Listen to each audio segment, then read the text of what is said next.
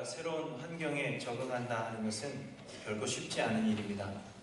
실력이 뛰어난 프로 운동 선수들이 고액의 연봉을 받고 새로운 팀에 이제 스카웃된 뒤에 제 실력을 발휘하지 못해서 방출되는 그런 경우들이 많이 있습니다.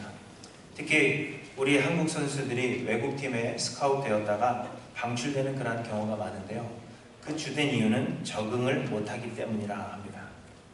적응한다 하는 것은 팀에 녹아들어서 팀의 하나가 된다 하는 것인데, 언어와 문화의 차이 그리고 플레이 스타일의 그 차이로 인해서 하나가 되지 못하면 개인의 실력은 뛰어나다 하더라도 그래도 결국 적응하지 못하고 방출되는 것입니다. 그래서 누구나 새로운 환경에 처해지는 것을 그렇게 반가워하지 않습니다. 저도 이전에 섬기던 교회에 처음으로 부목사로 부임했을 때가 생각이 납니다. 제가 하일랜드 교회 담임으로 왔을 때는 제가 담임이니까 제가 결정하고 제가 하면 되니까 문제될 것이 없었는데, 부목사들은 시키는 대로 해야 되거든요. 그래서 토요일부터 출근하라 하셔서 출근을 했는데 제 방에 문을 닫고 앉았더니 무엇을 해야 되는지 도저히 모르겠는 겁니다. 시키시는 것도 없고 그저 뭐 준비해 그러시는데 뭘 준비해야 되는지 몰라서 굉장히 그 자리가 불편했던 그런 기억이 있습니다. 그래서 우리가 새로운 환경에 빠르게 적응하려면 내가 있는 곳은 어디인가, 그리고 나는 누구인가, 또 나는 무엇을 해야 하는가 하는 것을 우리는 분명하게 알아야 합니다. 그런데 우리의 신앙생활도 마찬가지입니다. 예수님을 믿는다 하는 것은 그저 우리의 머리로 이해하고 마음으로 받아들였다 하는 것이 아니라 우리의 신분의 변화가 일어났다 하는 것을 의미하는 것입니다. 에베소서 2장에 보시면 예수님을 그리스도로 믿는 사람들에 대해서 이렇게 말씀하십니다. 그때 너희는 그리스도 밖에 있었고 이스라엘 나라 밖의 사람이라. 약속의 언약들에 대하여는 외인이요 세상에서 소망도 없고 하나님도 없는 자이더니 이제부터 너희는 외인도 아니요 나그네도 아니요 오직 성도들과 동일한 시민이요 하나님의 권속이라. 이렇게 우리의 신분에 대해서 말씀하십니다. 하나님의 권속이라 하는 이 말은 영어 성경에 보시면 Members of God's Household 이렇게 되어 있습니다. 곧 하나님의 그 가족의 일원이 되었다 하는 것입니다. 이제는 우리가 하나님의 집의 양자가 되어서 우리의 소속과 우리의 신분이 변화되었다 하는 것입니다. 그렇기 때문에 새로운 신분을 가지게 된 자들로서 우리의 소속이 어디인지, 그리고 나는 누구이며 또 내가 해야 할 일은 무엇인지 우리의 정체성을 속히 깨달아 알아야 하는 것입니다. 그렇지 않고 여전히 이전의 그 삶의 모습으로 우리가 계속해서 살아간다면 개인도 어려움을 겪게 될 뿐 아니라 우리의 공동체 자체도 어려움에 빠지게 될 것입니다. 교회 안에 여러 문제가 생기는 것은 성도로서의 그 정체성을 우리가 분명히 하지 않았기 때문입니다. 그런데 고린도 교회의 성도들은 교회가 무엇인지, 또한 성도들은 누구인지, 이 교회와 성도에 대한 정체성이 없었던 것으로 보여집니다. 고린도 교회는 바울의 2차 전도 여행 때 바울에 의해서 복음이 전파되고 세워진 교회라 그렇게 생각이 됩니다. 사도행전 18장에 보시면 바울이 고린도에 이르러서 그곳에서 복음을 전한 그러한 이야기를 쓰고 있습니다. 그러나 어디에서든지 마찬가지로 이 고린도에서 복음을 전하는 일이 결코 쉽지 않은 그러한 일이었습니다. 유대인들의 방해와 핍박이 심했고, 그리고 바울을 대적하고 핍박했습니다. 그래서 바울은 옷의 먼지를 떨어버리면서 너희 피가 너희 머리로 돌아갈 것이요 나는 깨끗하니라. 이후에는 이방인에게로 가리라. 그렇게 선언할 정도. 내가 더 이상 너희에게 복음을 전하지 아니하고 나는 이제 이방인에게로 가노라. 그렇게 선포할 정도로 그곳은 복음 전하기가 힘들었던 곳이라 하는 것입니다. 그러나 밤의 환상 중에 주께서 말씀하시기를 이 성 중에 내 백성이 많다. 그렇게 말씀하심으로 인해서 이 바울은 떠나지 못하고 고린도에 1년 6개월을 머물며 하나님의 말씀을 가르치게 됩니다. 바울이 여러 지역을 다니며 짧은 시간에 복음을 전하고 또 옮겨가고 했던 것을 우리가 생각해 보면 1년 6개월이라는 이 시간을 머무르면서 그곳에서만 말씀을 가르쳐야 했다 하는 것은 이 고린도라는 곳이 얼마나 복음을 전하기에 힘들었던 곳인가 하는 것을 우리에게 말씀해 주시는 것입니다. 또 이 고린도는 항구 도시로서 무역과 관광 산업이 발달하여서 부유한 그러한 도시였지만 또한 우상 숭배의 본거지로 여겨지던 곳이었습니다. 그러한 곳에 유대인들과 이방인들이 섞여 있으니 예수님을 믿는다 하더라도 이들은 하나님의 권속으로서 하나가 되지 못하고 서로를 비방하며 여전히 이전의 생활 습관들을 그대로 가지고 있고, 그러면서도 예수님을 믿는다라고 말하는 그러한 문제가 많은 교회였던 것입니다.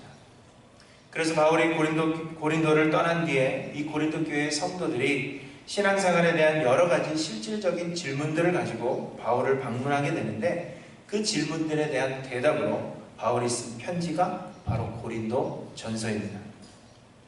편지를 쓸 때에는 제일 처음 인사말을 쓰게 되는데, 이 인사말은 그저 평범한 인사말이 아니라 그 안에는 편지를 쓰는 목적, 그리고 편지를 읽는 사람에 대한 그 소원이 그 함축적으로 내포되어져 있는 것입니다. 그 인사말을 읽으면 왜 이 편지를 썼는가, 이 안에는 어떠한 내용들이 담겨져 있을 것인가 하는 것을 내포하는 것입니다. 오늘 본문도 고린도전서의 인사말 부분으로서 여기에는 바울이 고린도 교회에 편지를 보내는 이유, 또 고린도 교회의 성도들을 향한 바울의 소망이 여기에 담겨져 있는 것입니다. 그런데 말씀드린 대로 교회와 성도의 그 정체성에 대해서 깨닫지 못했던 사람들, 교회가 무엇인지, 성도가 무엇인지, 그 안에서 무엇을 해야 하는지 그것을 깨닫지 못했던 그 고린도 교회의 성도들, 그래서 문제가 많았던 그 교회에 제일 먼저 성도는 무엇이며 교회는 무엇인가 하는 것에 대해서 말씀해주고 계시는 것입니다. 우리도 오늘 말씀을 통해서 교회는 무엇인지, 그리고 성도들은 누구이며 우리는 무엇을 해야 하는가 하는 것을 우리가 분명하게 알아서 하나님이 기뻐하시는 그러한 교회로 세워질 수 있기를 간절히 소망합니다. 무엇보다도 우리가 알아야 할 것은 교회는 하나님의 교회라 하는 것입니다. 2절 말씀해 보시면 고린도에 있는 하나님의 교회라 이렇게 지칭하는 것을 보게 됩니다. 그냥 고린도에 있는 교회라 하지 않으시고 하나님의 교회라 이렇게 말씀하시는 것은 교회가 사람들의 것이 아니라 하나님의 것이라 하는 것을 강조하고 계시는 것입니다. 하나님의 교회, 이것이 우리가 교회에 대하여 잊지 않고 항상 우리의 마음속에 간직해야 할 중요한 개념입니다. 우리가 예수님을 그리스도로 믿는 것은 우리의 선택이 아닌 하나님의 택하심이요 하나님의 은혜라 했습니다. 우리가 믿기로 선택한 것이 아니라 하나님께서 우리를 택하셔서 우리에게 믿음을 주신 것이요, 그렇기 때문에 하나님이 우리에게로 오시는 것이 아니라 우리가 하나님의 하우스홀드, 하나님의 집에 권속이 되는 것입니다. 내가 내 집을 세워놓고 하나님 우리 집의 머리가 되어 주십시오 그렇게 하나님을 초청하는 것이 아니라 하나님의 집에 하나님께서 우리를 초청해 주신 것입니다. 그러므로 교회의 주인은 우리가 아닌 하나님이시라 하는 것입니다. 제 아이들도요, 제 집을 자기 집이라 그렇게 이야기하거든요. 우리 집 가자 그렇게 이야기를 합니다. 그리고 거기서 자고 먹고 생활을 합니다. 그렇지만 그 안에서는 제 룰을 따라야 합니다. 왜냐하면 제가 집안의 가장이고 또 실제적인 주인이기 때문입니다. 때로 아이들이 반기를 들 때가 있습니다. 누구 집에는 뭐도 있고 누구 집에서는 뭐도 해도 된다 그러는데 우리 집에는 이렇쿵 저렇쿵 뭐 이것도 안 되고 저것도 안 되고 그렇게 항상 이야기를 하죠. 그럼 제가 이야기합니다. 그 집 가서 살아. 그리고서는 내쫓죠. 그러면 울고불고 난리가 납니다. 안 가겠다고 그렇게 이야기를 합니다. 누구의 집이냐 하는 것은 단지 그 집의 소유권을 넘어서 그 집 주인의 뜻을 따라야 한다 하는 것을 의미하는 것입니다.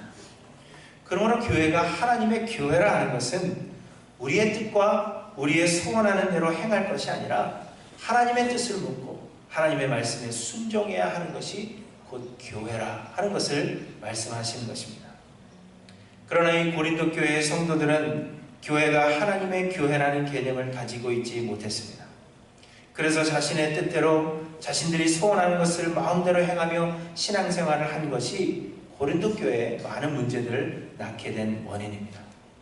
하나님의 교회에 대한 개념이 없는 것, 이 교회가 하나님의 것이라 하나님의 주인이라 내가 하나님의 뜻에 순종해야 되는 사람들이라 하는 그 개념이 없는 것.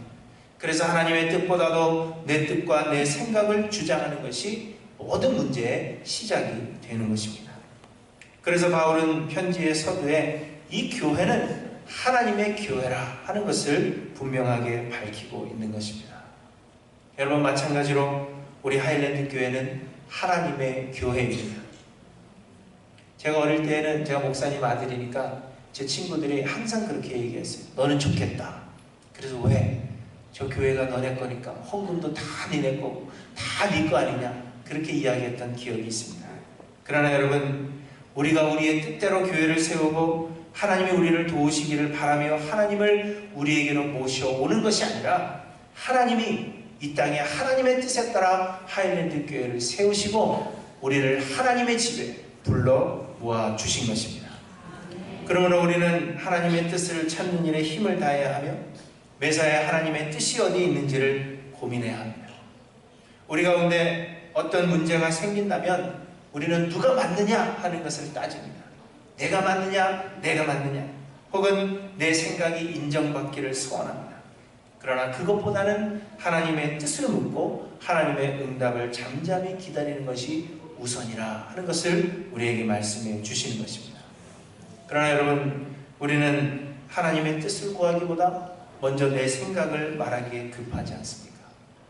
우리는 얼마나 하나님의 뜻을 찾기 위해 함께 고민하고 있는가 하는 것을 우리는 돌아보아야 할 것입니다. 여러분, 우리의 열심이 하나님의 시간을 결코 앞당길 수 없습니다. 우리가 아무리 열심을 내고 아무리 열심히 기도하고 아무리 열심히 소원하고 일한다 할지라도 하나님이 계획하신 그 시간을 우리가 앞당길 수 없다 하는 것입니다. 하나님은 하나님의 뜻을 이루시는데 급하지 않으십니다. 하나님은 하나님의 뜻을 반드시 이루시는데 우리가 생각하는 것만큼 그렇게 하나님 급하지 않으신다는 겁니다. 우리는 당장 이 일이 일어나지 않으면 어떻게 큰 일이 일어날 것처럼 그렇게 생각하지만 그러실 필요가 없다는 겁니다. 하나님은 하나님의 뜻을 반드시 이루십니다. 우리는 급한 마음에 우리의 생각을 내세울 것이 아니라 하나님의 뜻이 어디 있는지, 하나님의 그 계획이 어디 있는지 우리는 묻고 하나님의 그 뜻을 기다릴 줄 아는, 인내할 줄 아는 그러한 성도들이 되어야 한다 하는 것을 우리들에게 말씀해 주시는 것입니다. 사랑하는 성도 여러분, 이 하일랜드 교회는 하나님의 교회입니다. 하나님께서 세우시고 하나님께서 계획하시고 하나님께서 일을 이루시며 우리로 하여금 그 역사에 참여하게 하시는 하나님의 교회입니다. 하나님께서 언제나 선한 것을 이루실 것이라 하는 그 믿음 가지시고 우리의 생각을 내세우기보다 하나님의 뜻을 함께 고민하며 구하시는 저와 여러분들 되시기를 주님의 이름으로 축원합니다. 다음으로 바울은 성도의 정체성에 대해서 말씀하시는데, 먼저 성도는 그리스도 예수 안에서 거룩하여지고 거룩함을 위해 부르심을 받은 사람이라 그렇게 말씀하십니다. 2절 말씀입니다. 고린도에 있는 하나님의 교회 곧 그리스도 예수 안에서 거룩하여지고 성도라 부르심을 받은 자들이라. 이것이 성도의 정체성입니다. 성도는 어떤 일을 하도록 부르심을 받은 사람들이 아닙니다. 성도는 그저 죽음 가운데서 구원함을 받은 사람들입니다. 죄악 속에서 건짐을 받아 예수 그리스도의 보혈로 의인이라 칭함을 받은 사람들이라 하는 것입니다.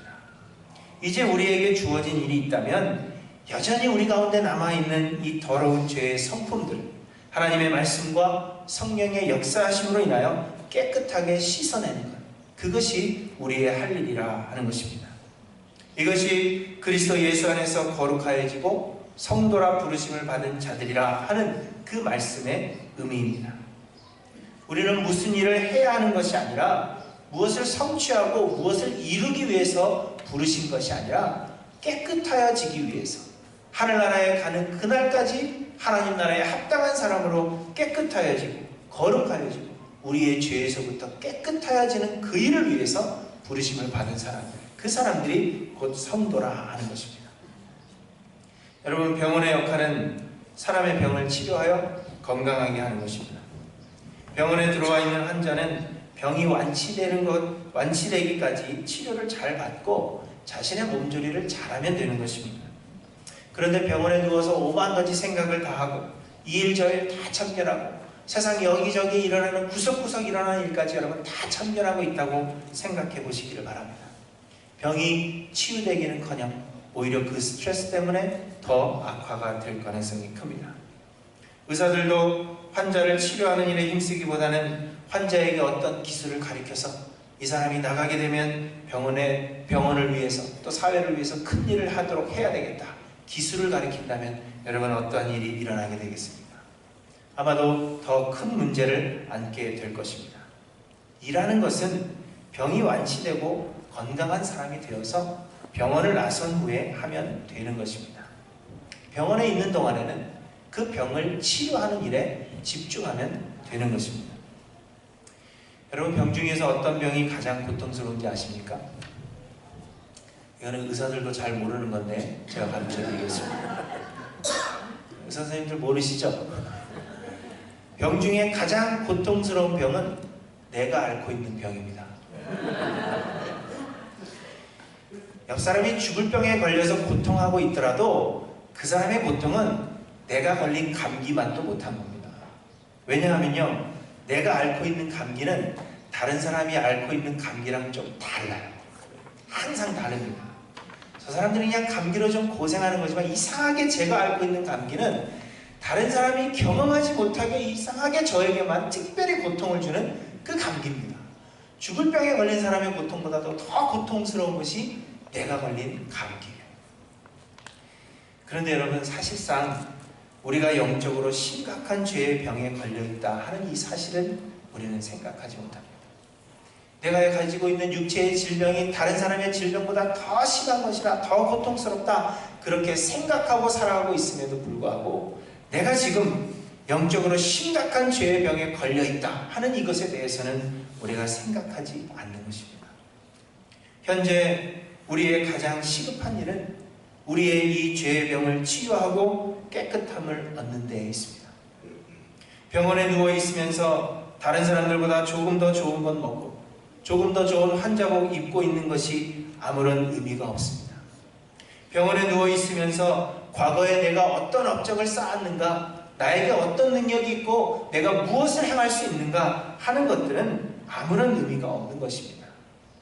병원에 누워 있는 사람에게 가장 중요한 것은 지금 내 병을 치료하는 것, 깨끗하게 나의 모든 병을 치료하고 완치되는 것, 그것이 지금 나에게 가장 중요한 일입니다.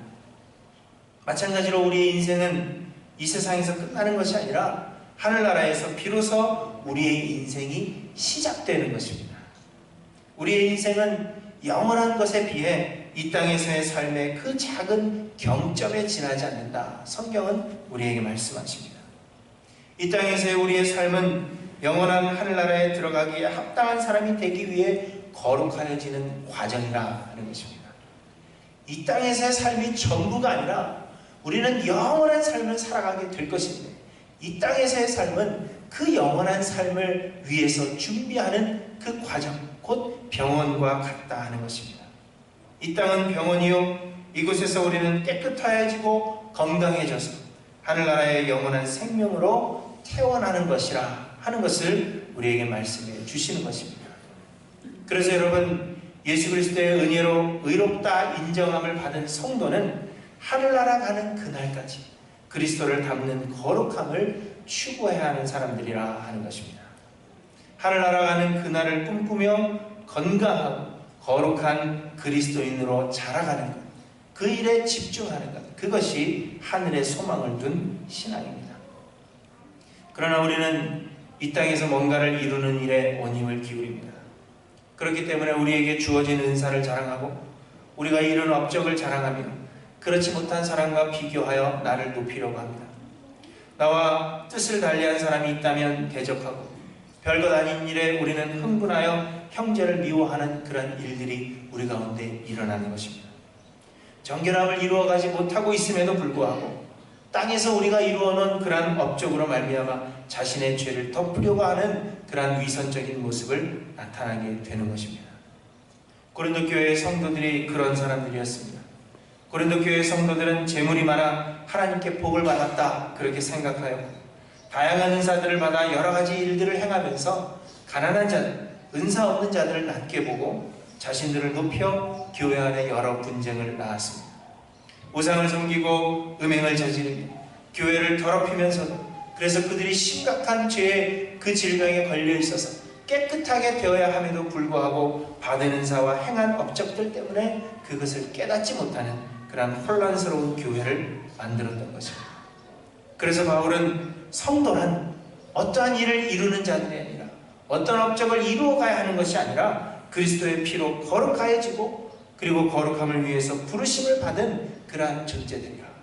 우리 안에 있는 그 죄의 모든 질병들을 깨끗하게 씻어내서 예수 그리스도 닮아가는 그것을 우리의 목적으로 살아가야 되는 자들이 곧 성도라 하는 것을 우리에게 말씀해 주시는 것입니다. 사랑하는 성도 여러분, 우리는 어떠한지 돌아보시기를 바랍니다. 우리가 신앙생활을 통하여 추구하는 것은 과연 무엇입니까? 작은 경점에 지나지 않는 이 인생을 살아가면서 무엇을 하고 무엇을 이루고 이런 것들은 그리 중요한 것이 아닙니다. 지금 우리가 집중해야 할 것은 우리의 죄를 정결하게 씻고 예수 그리스도를 닮아 영원한 하나님 나라에 합당한 사람으로 거룩하여지는 것. 이것이 곧 성도의 사명임을 기억하시는 저 여러분들이 되시기를 바랍니다. 그렇다면 하나님은 왜 우리에게 은사를 주신 것일까요? 그것에 대해서 5절부터 말씀하십니다. 이는 너희가 그 안에서 모든 일, 곧 모든 언변과 모든 지식의 풍족함으로 그리스도의 증거가 너희 중에 견고하게 되어 너희가 모든 은사에 부족함이 없이 우리 주 예수 그리스도의 나타나심을 기다리리라. 주께서 너희를 우리 주 예수 그리스도의 날에 책망할 것이 없는 자로 끝까지 견고하게 하시리라. 곧 모든 지식과 은사를 우리에게 충만하게 주셔서 예수 그리스도에 대한 우리의 믿음이 견고하게 하고 그래서 예수님이 다시 오시는 그날까지 우리가 책망할 것이 없는 거룩한 사람 만드시기 위해서 우리에게 은사와 모든 지식을 주신 것이라 하는 것입니다. 하나님이 주신 지식과 은사는 우리 자신을 돌아보고 우리의 죄를 씻어내며 우리를 정결하고 거룩한 사람 만드는 일에 사용되어야 한다 하는 것을 우리에게 말씀해 주시는 것입니다. 우리가 남들이 알지 못하는 하늘나라의 비밀을 깨달았다면 그 말씀에 내 삶을 조명해 보아야 한다 하는 것입니다. 나에게 하나님께서 주신 어떤 특별한 은사가 있다면, 다른 사람들이 갖지 못한 어떤 특별한 은사를 하나님께서 나에게 주셨다면 그 은사를 통하여서 하나님의 능력의 크신 것과 그리고 나의 무능함을 깨달아 알아서 예수 그리스도를 믿는 그 믿음에 더욱더 강해지도록 주신 것이 은사라 하는 것입니다. 곧 우리를 정결케 하는 약으로, 우리를 예수 그리스도 닮아가는 거룩하게 하는 약으로 우리들에게 주어진 것이 모든 은사라 하는 것을 우리에게 말씀해 주시는 것입니다. 그런데 우리는 그 약을 우리가 복용하지 않고 다른 사람에게 복용케 하고 있는 것입니다. 고린도 교회 성도들이 그러했던 것처럼 모든 지식으로 나를 돌아보기보다는 다른 사람을 정죄하는 도구로 사용하고 주신 은사로 하나님의 능력을 깨달아 알고 예수 그리스도를 믿는 그 믿음에 강해지기보다는 오히려 나 자신을 나타내는 그러한 나를 높이는 도구로 잘못 사용하고 있는 것입니다. 사랑하는 성도 여러분, 이 땅에서 일어나는 모든 일들은 하나님께서 주관하시며 그래서 문제의 해결이 목적이 있는 것이 아니라 우리를 하나님 나라에 합당한 사람으로 정결케 해가는 그러한 모든 시험의 과정이라 하는 것을 기억하시기를 바랍니다. 일을 열심히 해서 뭔가를 이루어라. 그래서 우리에게 은사를 주시고 지식을 주시는 것이 아니라 우리에게 일어나는 모든 일들을 통해서 우리가 정결한 사람이 되도록 하시기 위해서 하나님이 그 모든 환경을 주장하시고 우리에게 지식과 은사를 주신 것이라 하는 것입니다. 오늘 아침에 와보셔서 아시겠지만 저희가 안수시까지 좀 깨끗한 친교실을 만들어 볼 그런 생각으로 시작을 했는데 뜻대로 되지 않았습니다. 그래서 아직도 미완성이고 준비되지 않은 것들이 많이 있습니다. 당장 친교도 해야 되고 또 오늘 저녁 안수식도 해야 되는데 이거 할 수 있을까? 그런 마음의 생각이 듭니다. 그런데 이러할 때 우리가 화내고 짜증내고 왜 안 된 거야? 그 사람들은 왜 아직도 안 고쳐준 거야? 도대체 무슨 일이야? 그렇게 생각할 것이 아니라 하나님께서 이 일을 통하여 우리를 어떻게 정결케 만들어 가시려고 하는가? 하나님께서 이 일을 통하여 우리를 어떻게 이 일에 반응하기를 원하시는가? 어떻게 생각하고 어떻게 해가는 것이 하나님의 사람으로서, 성도로서, 하나님 나라에 합당한 사람으로서 행하는 것인가 하는 것을 깨닫게 하기 위해서 우리들에게 주신 기회라 하는 것입니다. 그러므로 여러분, 오늘 친교하실 때 이 기회를 통하여 이 상황에 어떻게 하는 것이 하나님의 사람으로서 합당한 그런 반응인가 생각하시고 정결케 되시는 기회로 삼으시는 저 여러분들이 되시기를 바랍니다. 우리 박지훈 강도사님한테는 조금 미안합니다.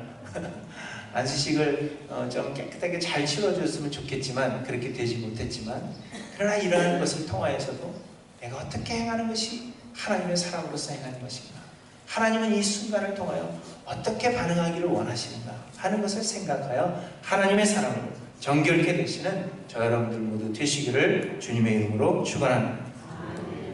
마지막 한 가지, 성도는 예수 그리스도를 주로 섬기는 사람들입니다. 2절과 3절에 바울은 계속해서 성도들에 대해서 말씀하시면서 각 처에서 우리의 주, 곧 그들과 우리의 주 되신 예수 그리스도의 이름을 부르는 모든 자들이라, 이렇게 성도를 정의하고 있습니다. 성도는 예수 그리스도를 주라고 부르는 사람들입니다. 예수 그리스도를 주라고 부른다 하는 것은 예수님의 말씀에만 전적으로 순종하는 종이라 하는 것을 의미하는 것입니다. 이 로마 시대의 종은 현대 사람들이 생각하는 것처럼 녹을 받고 일하는 그러한 사람들이 아니라 노예의 개념으로 그렇게 이해되었습니다.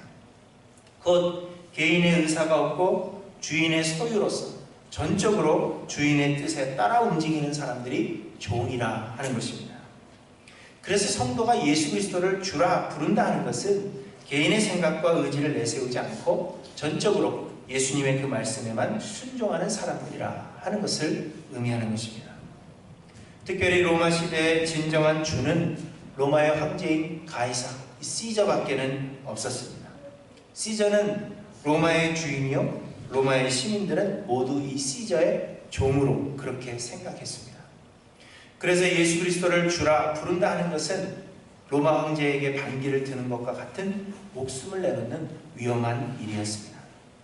그럼에도 불구하고 이 성도들이 예수 그리스도를 주라 부른다 하는 것은 그만큼 예수 그리스도에게 그 삶을 내어 맡긴 자들이라 하는 것을 의미하는 것입니다. 그러나 우리 주님은 세상의 주인들과는 다른 분이십니다. 우리 주님은 우리에게 필요한 것이 무엇인지를 아시며 우리에게 최고의 선으로 채우시는 분이 우리의 주님이십니다. 우리를 종이라 부르지 아니하시고 우리를 친구라 불러주시는 분이십니다. 예수 그리스도를 우리의 삶의 주인으로 모시고 삶의 전부를 주님께 맡기면 우리를 거룩하게 하시고 하늘나라 영원한 생명에 이르기까지 끝까지 우리를 견고하게 하시는 우리의 주인이시라 하는 것입니다. 그러므로 성도는 예수 그리스도를 주라 부르며 그 삶 전부를 주님께 맡기고 그분과 교제하는 사람들입니다. 그래서 오늘 본문 9절에 너희를 불러 그의 아들 예수 그리스도 우리 주와 더불어 교제하게 하시는 하나님은 미쁘시도다, 이렇게 결론 짓고 있는 것입니다. 우리의 주인 되시는 예수 그리스도와 우리가 교제할 수 있다 하는 것은 하나님의 은혜이며 성도는 이 은혜를 사모하는 자들이라 하는 것입니다. 사랑하는 성도 여러분, 성도라 불리우는 여러분은 우리의 삶의 주인이 되시는 그 예수 그리스도와 더불어 교제하며 주님의 인도하심에 온전히 순종하고 있는지를 돌아보시기를 바랍니다. 주님과 더불어 교제하는 자, 그래서 주님의 인도하심을 받고 주님의 그 인도하심에 온전히 순종하는 자들이 성도라 하는 것을 기억하셔서 주님과의 그 교제를 사모하시는 저 여러분들이 되시기를 바랍니다. 선한 이웃이 되자 하는 이 주제를 가지고 한 해를 시작한 지 벌써 절반이 다 되어갑니다. 예수의 이름으로 우리가 큰 일을 행하는 것보다도 우리 주변의 사람들에게 선한 이웃으로 인식되는 것이 복음을 전하며 하나님의 영광을 나타내는 길이 되며 또 하나님께서 기뻐하는 일이라, 그렇게 확신한 그 확신 때문에 선한 이웃이 되자 그렇게 이야기했는데, 이 고린도전서가 제 눈에 띄었습니다. 고린도 교회는 현대의 교회들과 비슷한 점이 많다, 그렇게 생각이 됩니다.